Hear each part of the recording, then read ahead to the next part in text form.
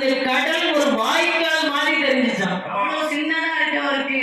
நம்ம கடல்ல கரையில பார்த்தா ஏ அப்பாங்கும், எவ்வளவு பெருசா இருக்குங்கிறோம். ஆஞ்சநேயன் கண்ணுக்கு அது ஒரு வாய்க்கால் மாதிரி.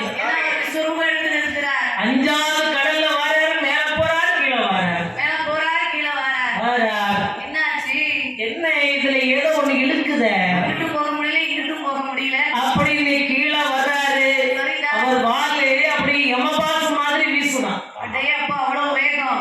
ஆமா, காது இடுக்குள்ள ஸ்ரீராமன் மோதிரம் இருக்குது. சரி, சீதைவருக்கு அடையாளமா கொண்டு போறதுக்கு. ஆமாம்மா. அப்படியே கீழே 5வது கடல்ல வராரு. ஒரு அம்மா படுத்து கிடந்து காவல் இருக்கா.